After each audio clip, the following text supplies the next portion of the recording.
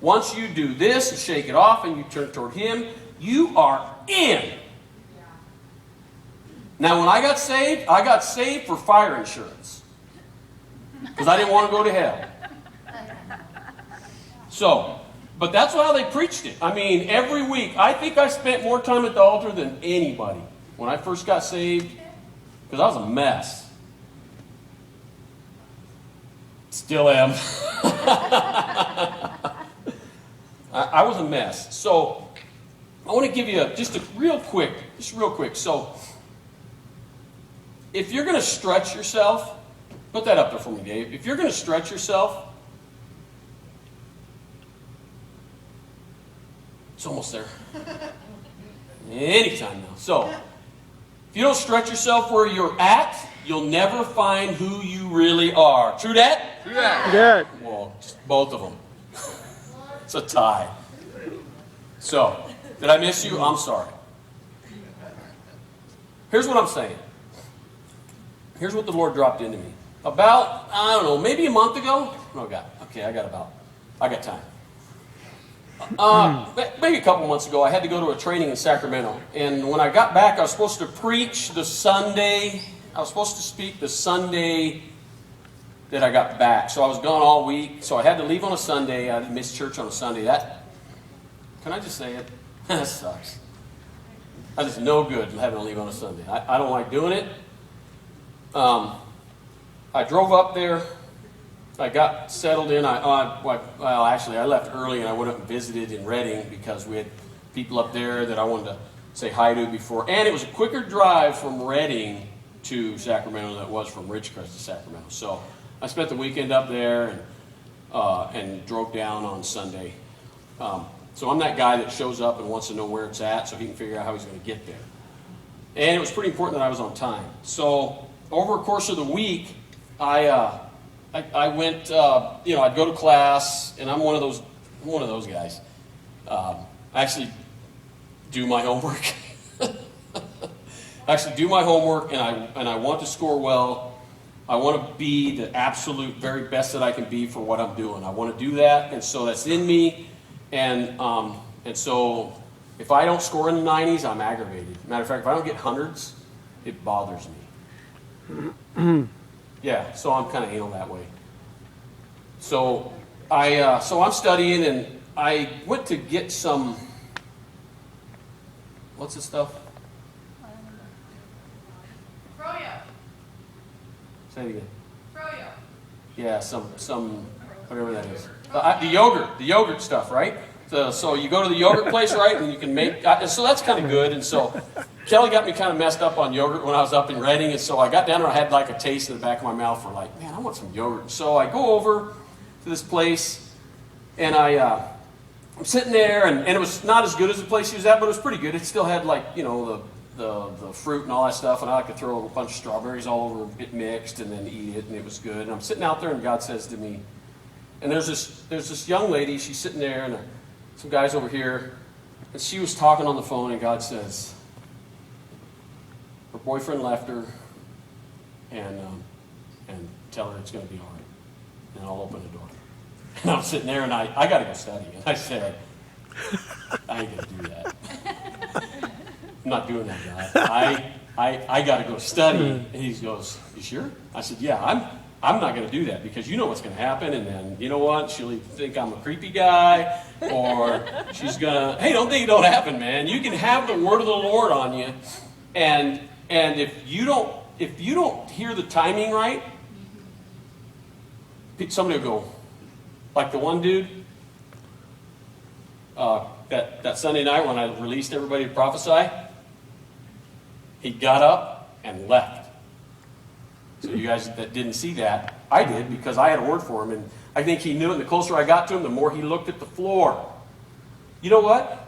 I would have never went to him if I'm not going to go to somebody that don't want me to. So as soon as somebody says, "Hey, I don't need any of that," I'll go, "Okay, thanks." But I told God, "Dude, I got to study." He's like, "You sure?" I said, "Yeah, I got to study." Okay, so I go back, I study, I get through the week. By the end of the week, the enemy, I had to do that contortion that you have to do to talk to the enemy, because where's the enemy at? He's under your feet. Amen. He's under your feet. That's what the word says. The devil is under my feet. True that. Give him money. That's true. There's another one. Give her some too. He's going to walk away with like $10, man. Here's what I'm saying. If you're having a conversation with the devil, you are bent over backward in one of those, what do they call it? Contortionist deals. One of those circus moves. Because that's where he is. He's under your feet. Amen. So, he and I are having this conversation under my foot. It was my left heel. So there's more room there. And he tells me, see, you don't really listen. You don't listen. So by the time I get here Sunday, I am wrecked. I have to drive all the way home. I have to get through the week. I was a mess. And by the time I get here, he has told me, you shouldn't even be in the pulpit. You shouldn't even be there because you don't listen to God. And so so you did, yeah. You did. She gets a word from me, right, in the morning? She gets a word from me in the morning.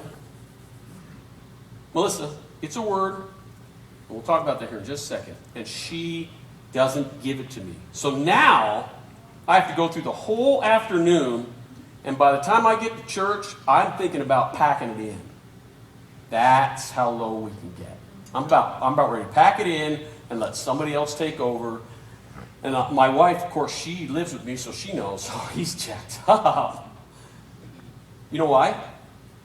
Because I'm a man of great emotion, great passion. And when you let your passion or your emotion run away with you, you will listen to things that you shouldn't listen to, or do things that you shouldn't do. So, but is God a God of great passion and emotion? Yes, and he wants you to use it, and he wants you to embrace that passion and that emotion and that great love that he has for us, which is a choice over us. God's love over us is a choice, and our love should be a choice back. It's not some feeling we get and we go, oh, I just fell out of love. Bull. You don't fall out of love. You don't.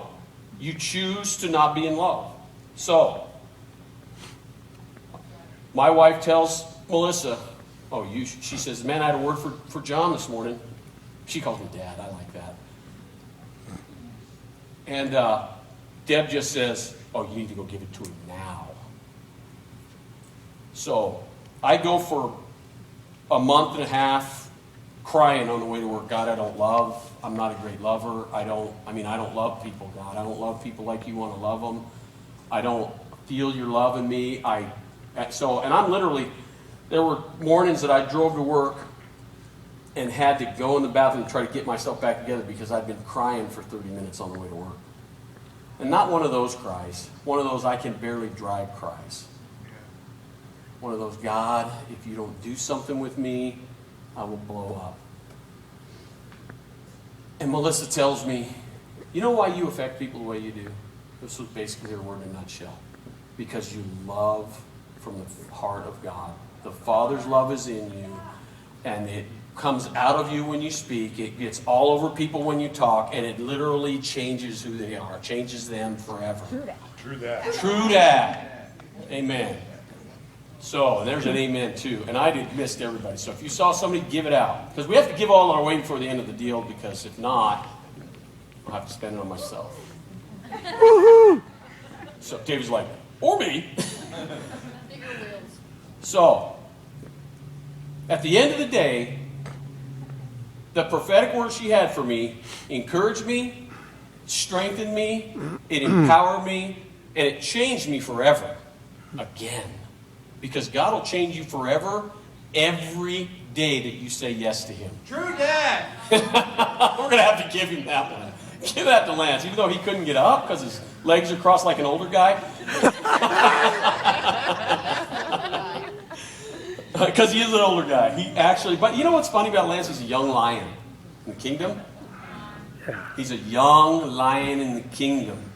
He gets revelation upon revelation. Sometimes you want to slap the snot out of him because he just wants to give you that revelation. But you know what? If you stop and you chew on that thing, there's deep water there. If you don't check his blog out, you ought to. A Lance to the Heart, something. What? org. So, which I thought was pretty